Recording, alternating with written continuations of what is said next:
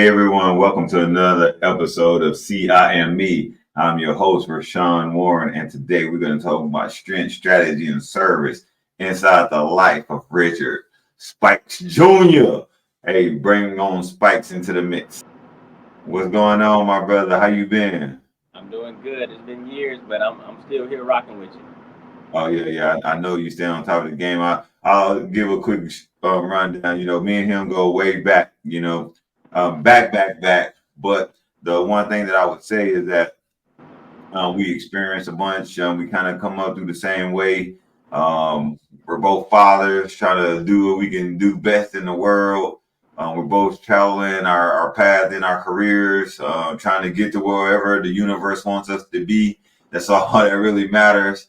But at the end of the day, we're great friends. And thank you for coming on today and sharing your perspective. Remember, real stories, real people, and hopefully someone can glean something from our conversation. So Spikes, tell me a little bit about yourself. How you doing? So I'm a 2010 graduate of Albany State University, a small HBCU from Albany, Georgia. Born in Colorado Springs, Fort Carson, Army brat, but raised in Macon, Georgia. So I'm proud of my upbringing, and they helped create the person that I am today. Oh, that's good. So Army brat. So tell me, so how did being an Army brat influence your perspective on life and leadership? So it's interesting. I don't remember any of it because I was so young. My mom, she was a medic. Uh, Her second duty station was Fort Carson. She met my dad, and then my dad had a stroke. He had to go to the hospital at Fort Gordon here in Augusta, Georgia, and that's where he retired from. And my mom got out right before Desert Storm. So, interesting story. My dad's from Macon, so we settled down in Macon and didn't think of anything else, and that's where I was raised. But that's the history of my Army brat life. I only PCS once. Mm. Well, hey, well, sorry, it's unfortunate circumstances, But at the end of the day, like what aspects of your upbringing shaped your life to who you are today? So my dad died at a young age. It was Christmas Eve. I was 11. It was 1999, right before the Y2K bug, if you remember. We thought all the Mm. lights were going to shut out, and I remember being in church.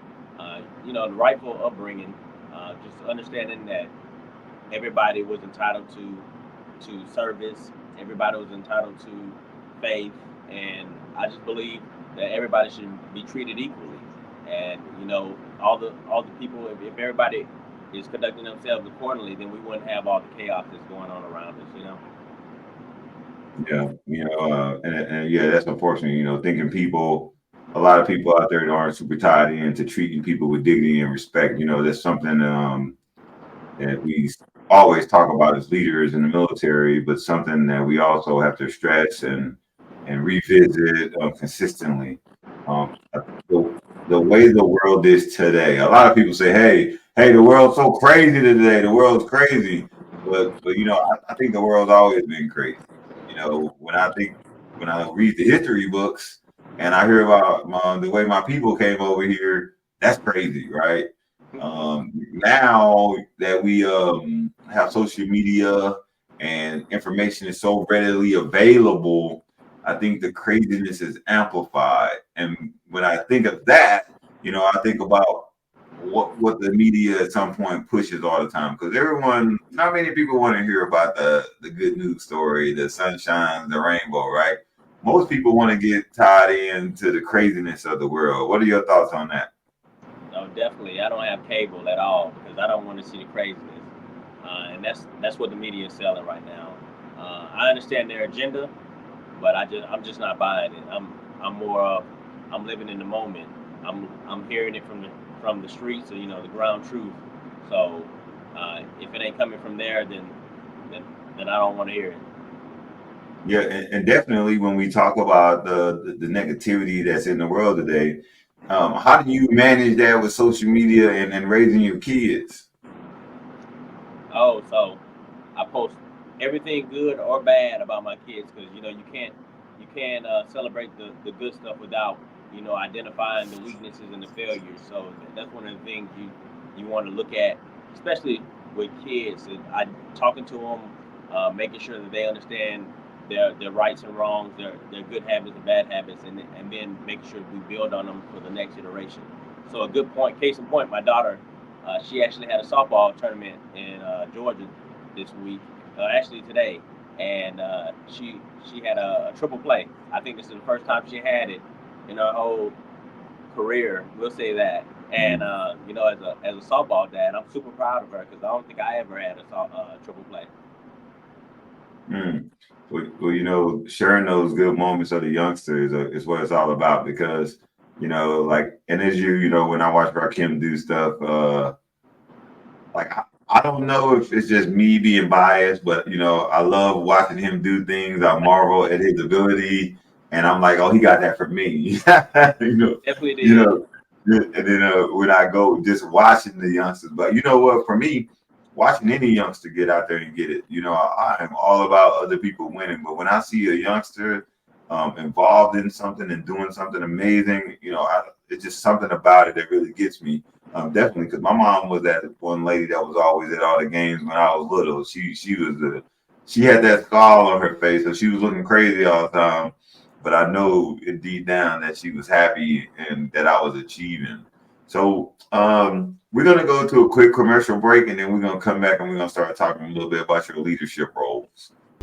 Hey, it's AC of AC Sports Live, an interactive sports talk show where your comments are part of the show. Every show we focus on the sports stories of today with commentary on sports takes, my 2 cents, which is a reaction to my social media feed, Sports Flicks, where we take a look at sports movies and give a quick review. We have a segment called Mental Reps, where we have words of inspiration to help battle the dark side of men's mental health. And then there's the Tender Love Report. Who's being soft or petty in the world of sports? All takes are welcome under one condition. Say it with your chest. I'll see you there.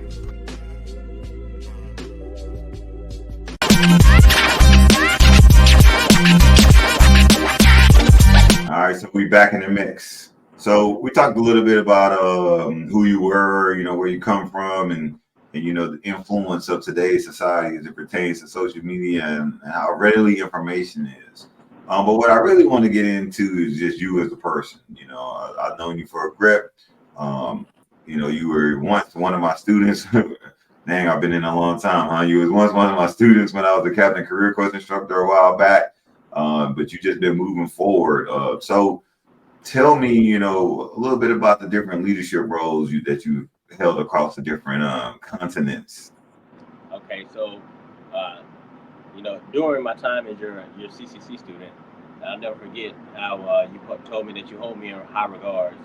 So I acknowledge it and I thank you for that. So upon graduation, I was selected for a command, uh, not even a year after being a captain. So I KD pretty fast. Within 2 years, I was CCC complete and command complete, and then I was able to go to the U.S. Embassy in Abu Dhabi, where I was a foreign military advisor for the THAAD weapon system. So I had a team of about 11 soldiers, where I was charged with the training for the Emirati Air Force's THAAD system, which was an FMS case. I did that for about 14 months before heading to the Pentagon, where I was working for a headquarters DA, G1, where I managed the portfolio of the CMF-13, CMF-14, uh, the strategists, and the space operations officers. Once completed with that, I was selected for major, and then I was sent to Kuwaiti ILE, where I was the only American in the course, and I graduated that summer and returned sort of like a utilization tour back to Abu Dhabi, where I served at the U.S. Embassy again, but this time with the Patriot Task team, again charged with the three battalions that they have for FMS case. Worked diligently with the embassy, especially during the UAE attacks from Yemen. That was vital during my tour there. Before returning to Fort Liberty, where I was assigned to the 82nd Airborne Division. I'm one of those jumpy boys. I actually got to jump next week, and I served as the deputy AMD chief on division staff before going down to 108th Brigade, where I served as the S.3 operations officer for 3-4 ADAR. I did that for a year, and now I'm the battalion XO in charge of a 673 person battalion. So I like to look at myself as something of a CEO of organization, a 700 person organization. Yeah. You've been doing a lot, man. So with all of this stuff, what have you learned over there? Like, so not in one particular place. I'm just saying, as a leader, you've been jumping through all these places. You've seen a lot. You experienced a lot of different things. You had some experiences that some of us won't ever have. So what have you learned? If you had to sum all of that up that you just said, what are 3 things that you took from all of that? So 3 things. The first one is easy, just treat everybody equally. I was raised by a single mom, so she taught me to treat the janitor just like the CEO. So being the second in charge, I treat every soldier, every person I come in contact with equally. I don't feel better than anybody else, regardless of their circumstance. 2, you always should be willing to learn. Just interactions with people make you a better person. And being all over the world, meeting people from different countries, none of that changes anything. And then the other one is, I would say, just be a good person. Whenever I see anybody, I always refer back to the mall test, where if one of your soldiers or somebody that you barely know see you in the mall, would they approach you? And if you fail that test, they won't approach you. But if you pass the test, they'll come up to you and ask you how you're doing, have an interaction with them, and then that tells you that they care more about you as a person than the rank that you wear on your chest, which is more important than anything, more than anything in the uniform that you can talk about. Yeah, those some good insights. So and when you start thinking about leadership as a fundamental part of our job and what we're tasked to do, how do you apply that to the life in your family or with your kids and all? It's hard. I missed softball tournament this weekend, but I made one last weekend. I don't dawdle. I just try to be as involved as possible, but it's hard. My job occupies a lot of my time, and my kids understand that, and they know that it's working, and then they see that, and they reap the benefits of what I do, because everything I do is for them. So I think for all of us, I remember I was just always running around so much. I was missing everything. It seems like I barely watched a lot of Rock Kim stuff. Pretty much every time Jen got a promotion, I wasn't there. You know what I mean? I just heard about it from afar. So and then at the same time, you're turning around, you're trying your best to be super dialed in as a leader, show empathy for other people, all while you're trying to hold them accountable. But then you still got this piece where you're like, well, I'm with my team, but I'm not with my family. Does that weigh on you sometimes? definitely, I tell all my lieutenants, captains that at the end of your Army career, whether it be 5 years, 10 years, 20 years, at the end of the day, all you have is your family, and that's what you should be doing it for. Because I know that my kids look up to me, and I'm their hero, even though I don't think of myself in the sense of the term, but Yeah.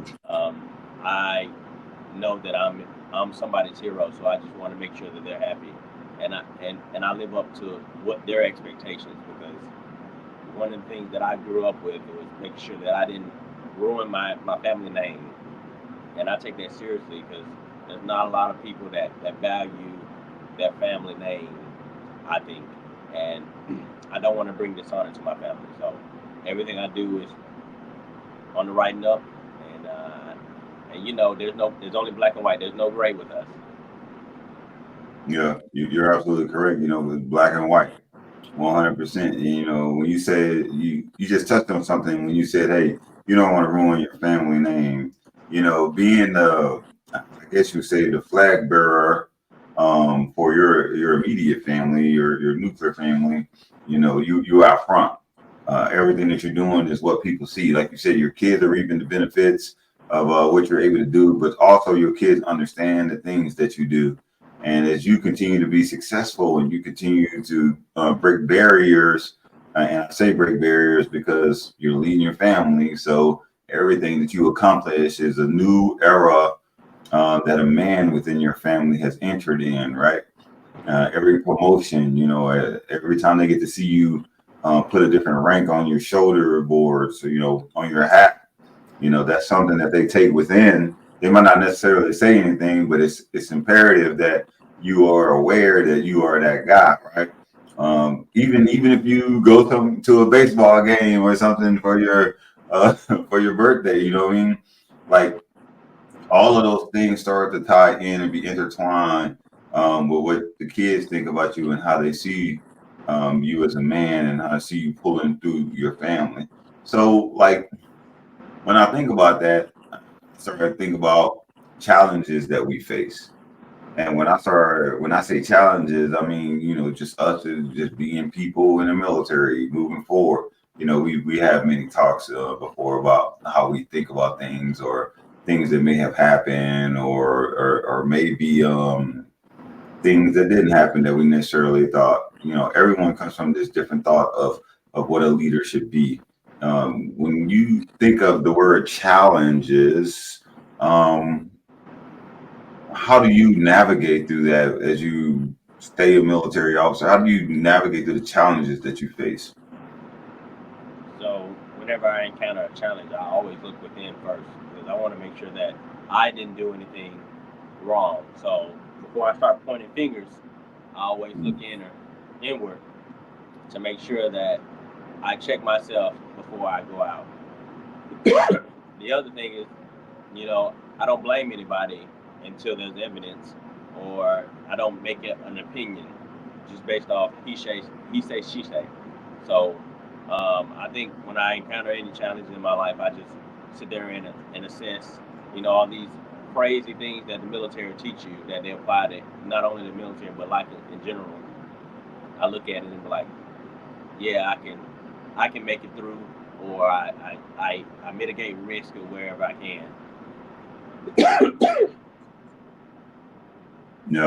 And risk, and the doctrinal thing, right? Risk is inherent to all operations, but risk is just inherent to our daily life because we're already going through, and me as a leader, in my position I am now, I'm typically listening to what everybody's saying, and then from there, I'm trying to make an honest assessment of what needs to happen next with the people that I'm in charge to move forward. But sometimes you have to accept some risk because there's a lot of things going on. And I'm not saying you put anything on the back burner, but what I'm saying is that when you start to prioritize things and put things in place and start moving people across the battlefield, if you will, you really start to have to lean on the education that you have, the knowledge that you gained previously, and the mentorship that may have not happened from the leaders that you had previously. So when you start thinking along those lines, how do you manage that? Like you got, you're saying you got the lieutenants out there, you got the captains out there, and then there's nose to the ground, trying to get it. And sometimes you didn't have the training or you don't got the skill. How do you make those decisions when you don't got all the tools? Oh, that's easy. So I just think of WWRD.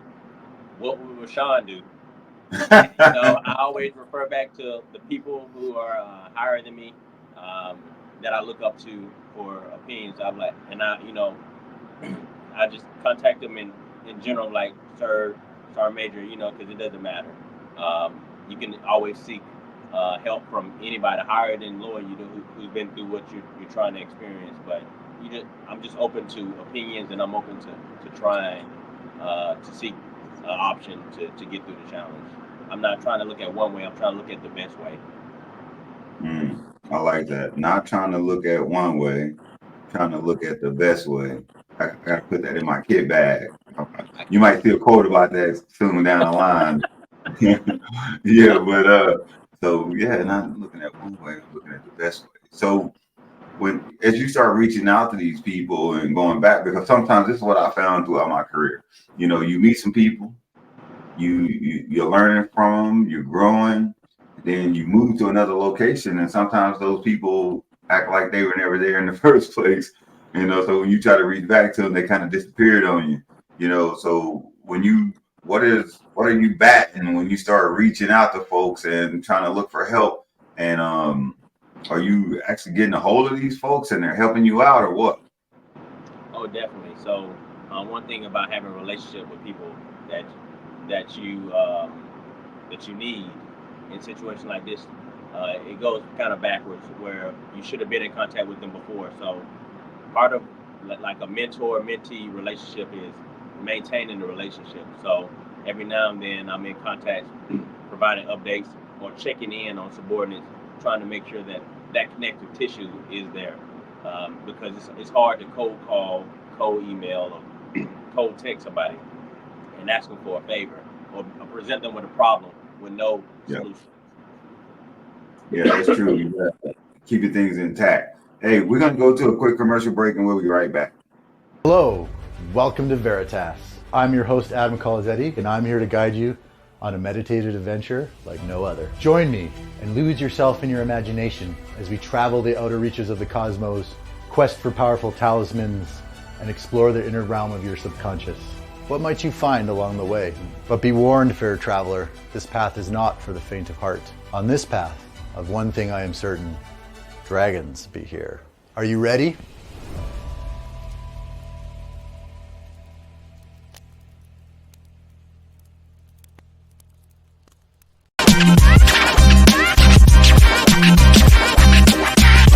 All right, so I'm back in the game. So in addition to your military accomplishment, you also pursued a master's in leadership. Why did you choose to get that master? So I thought it would amplify my abilities to be a better leader. So if I understood some of the complex situations out there in Fortune 500 organizations, that I could bring something back to the military. But the big thing I found was there's leadership challenges, like similar to what we do in the military. There's leadership challenges elsewhere. So the grass isn't necessarily greener on the outside, but if you can't manage them now, you won't be able to manage them later. So understanding the complex environment that we're in right now, because you're aware just as I am of what's going on around us, but being able to work in that environment is pivotal. Yeah, and for the environment in which we work in, the stakes are high. We're moving fast. It seems like every moment is a challenging moment, and you always are digging through your mental reservoir, trying to figure out what's the best way to attack it. I was telling a few of the majors the other day. I said, man, I said, you guys are doing an awesome job, man, but we got to keep it moving because I'm like 6 months down the line already. I ain't even thinking in the now. I'm thinking about 6 months from now. I need to be at this point, and these are the things that we need to have done as a team in order to be successful. So, like, and I agree, because I got my master's in management and leadership, right? So when I started thinking about my educational exploits, I'm thinking like, all right, I'm in the military. I'm learning leadership in the operational environment every day because I'm doing it. I'm in the game. I'm getting my educational domain requirements because the Army is sending me to all these schools. So I'm learning, and then I'm learning, I'm applying. I'm doing a self-development piece because I went and got my master's on my own, right? You know what I'm saying? Nobody told me I had to do that thing. But I thought, man, if I'm going to be talking about this leadership thing, I probably need to learn from other avenues as well, because what I didn't want to become was a person who was just like straight tunnel folks. You know what I'm saying? I'm going down that one line. I'm only learning about this, and I'm not broadening my horizons. But what I've learned is that all that stuff on the outside is the same as it is on the inside. So I found out that I'm able to like not only impart my military knowledge on other people, but also the stuff that I'm got from out here. So you feel like that knowledge that you got from your institutional exploits have helped you build up additional leaders, not only build yourself, but build other people? Definitely. Knowing how corporations are structured, understanding their stripes and problem sets definitely make me a better leader than I was before. I look at things a lot differently, and I appreciate the education that the University of Texas El Paso provided me, um, and the opportunities that it developed me as a leader. Um, I learned a lot about situations that I wasn't necessarily focused on, um, and I have some situations or leadership challenges that I always refer back to, similar to the Ford Pinto. One of my leadership courses that I took was leadership communication, and it was talked about how uh, Ford Pinto was a car made back early before I was born, obviously, and the organization made a decision that it was a default on the fuel tank being underneath the back right passenger seat, and the organization made a decision that the payout for the deaths of that vehicle would be less than changing and modifying and saving lives for that vehicle. And then yeah, so that's the Ford Pinto story. And they were still selling the cars. So that was a leadership challenge that I take to heart, that we should always do right by people and make the changes that we need to. Yeah, I mean, and I think that's what we're here for, right? So we're here for, not only to take care of our own mental and physical well-being, but also to um, be a stalwart for other people as well. Because sometimes I'm not saying people don't notice themselves and the things that they're going through, but sometimes people need someone who's paying attention to them from a leadership perspective in order to help them grow. And growth, for I would say, growth doesn't only happen in the military, right? Because when we're at work, we're doing the military thing. I said, but when we're at home, we're doing the home thing. And I don't know about everybody else, but my family doesn't call me Lieutenant Colonel Warren. And they call me Ray. And they can care less about the military as a whole. You know what I mean? They care about Ray, but this is what I do. And I have to keep that in mind. And I was told once, whatever you do, don't give the military more than you give your family. A lot of people have a tendency to do that because we're career oriented. And then we go down the line, and the next thing you know, the family that we had is no more. And now we're trying to figure out how to build that again. Sometimes simply because the career drove us into that. Speaking about the family, as a father of the three little ones, how do you balance the demands of military service and family life? So I make it clear to my boss that, sir, my family is my priority. I'm going to do my job and I'm going to do it well. There's no question about that part. But my dedication to my family, my faith, is what I hold most high on my priorities list, and that's where the discussion goes when we're talking about where I see myself.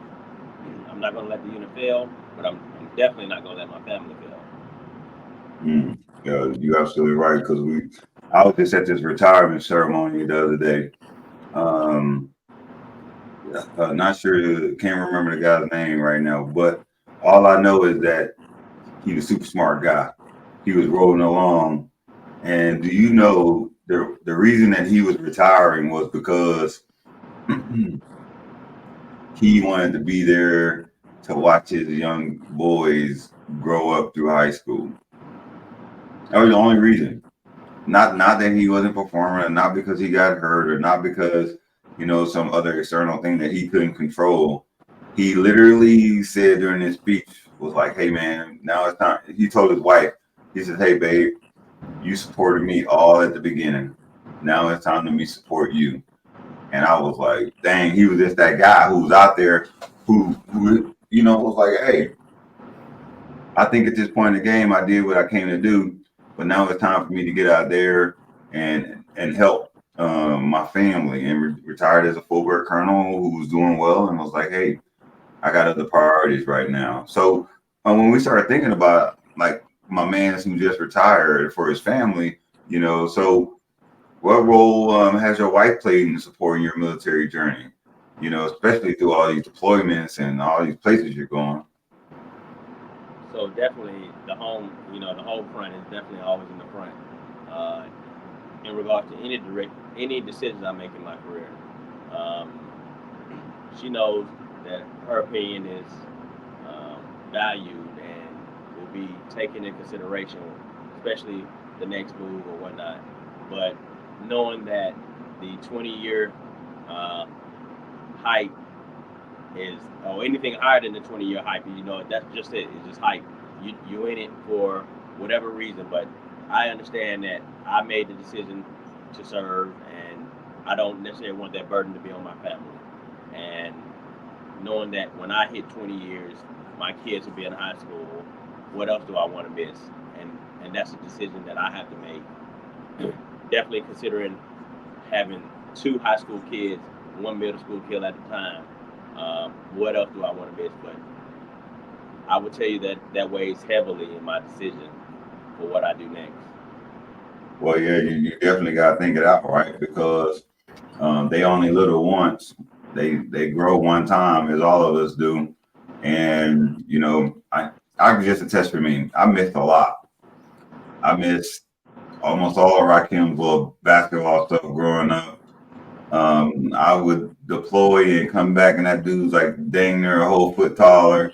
I don't even know if that's my kid because and we were looking at each other weird because we ain't seen each other in forever. If I can kind of go back in time, I mean, I'm happy with how things worked out for me to this point. But man, sometimes I had those feelings like, especially when the job is seen. Sometimes it's like sometimes when you feel like you're doing a thankless job, if that makes sense. Like you're putting in all this work, you're working extra hard, you're sacrificing a lot of time, you're sacrificing dollars, you're sacrificing a lot of stuff. And then you feel like, is this even worth it? Or people even notice that I'm out here grinding it out? Or do they just care about the results? And now I still got to go home to my family and try to have some type of semblance of being together as a team, So thinking about that, so I'm thinking about this. I'm looking about young gun Spike, platoon leader I got. And then bam, now you placed into the position that you at. That big old gap in there. Who was teaching you in that gap, man? How did you get so successful? So I wasn't necessarily given the tools needed to succeed from any mentor early in my years.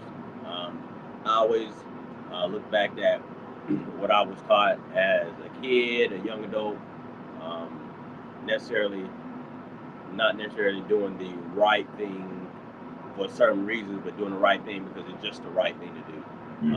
At the end of the day, all you have is your good deeds, and I always leaned on doing right by others at the sacrifice of myself. But at the end of the day, that's all I have. So I'm willing to go to the grave with only my good deeds. Yeah, thinking about that, we start thinking about good deeds and good leaders, man. So in your opinion, what makes a great leader, man? So my opinion of making a great leader would be somebody that came through some type of strife or a situation successfully, obviously, and then actually helping others to get to that level. Because once you get to that level, it's fine and dandy that you did it, and congratulations to you. But if you're not looking down, helping to pull people up, then is that real success? You know, it's all about sharing your successes with others, not holding them to yourself. So definitely those that reach out to help others, that's my definition of success. And you know, I used to look at it as a certain rank, and it's not associated with success. It's about you achieving your goals, and then you helping others to achieve their goals. That's what success is for me. Yeah. Yeah. You know what? As they say, share the wealth.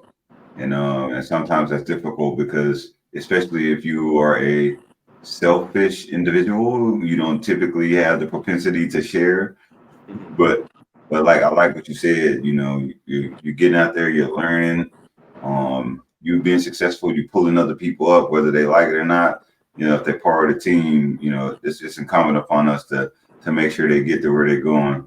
Hey, Spikes, we're gonna jump into a quick commercial break, and we're gonna come back and I'm gonna let you close this thing out because I see it's getting dark out there on you. Focus up. Hey man, zoom in. Welcome. My name is Chris Rubio of the Rubio Method. Soak it in. Wear it as a nice sweatshirt, a nice yellow sweatshirt. See if it fits. And it may be something you say, okay, I'm listening to you, but I don't really like it. Not for me. What the hell are you thinking? You have no idea what you're talking about. You have issues because of your bad taste.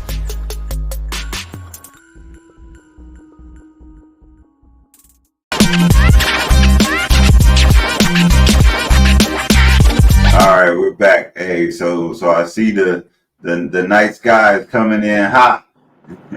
But what I want to do is, while you're still visible, is to give you an opportunity to get some words of encouragement, or if there was something that you would like to share with the people out there listening, what would that be?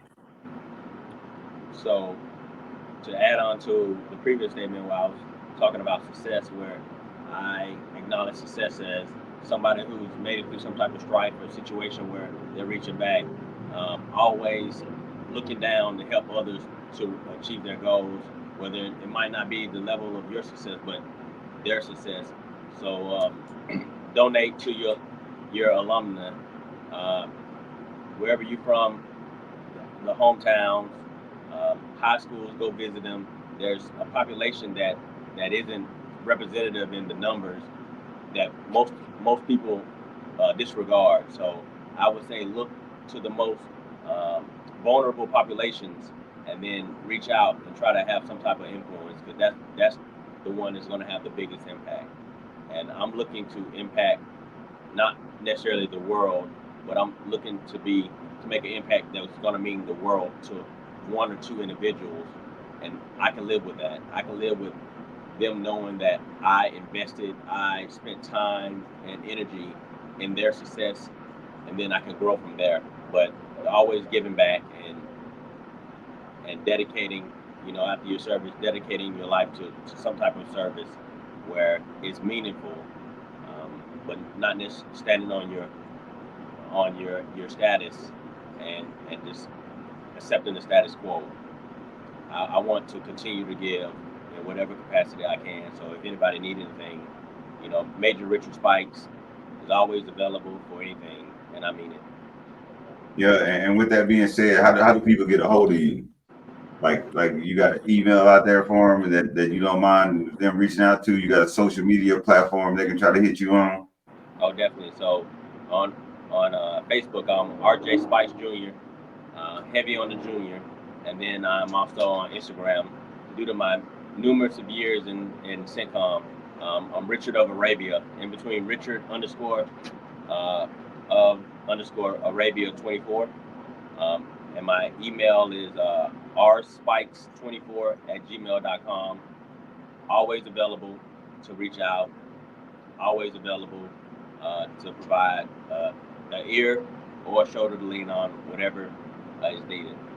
All right, and everybody out there in TV land, this is Richard Spikes. The night has engulfed them now. But hey, Spikes, I want to thank you for being on. We appreciate your perspective. And this is CIM Me, and I am your host, Rashawn Warren, and we are out. Listen.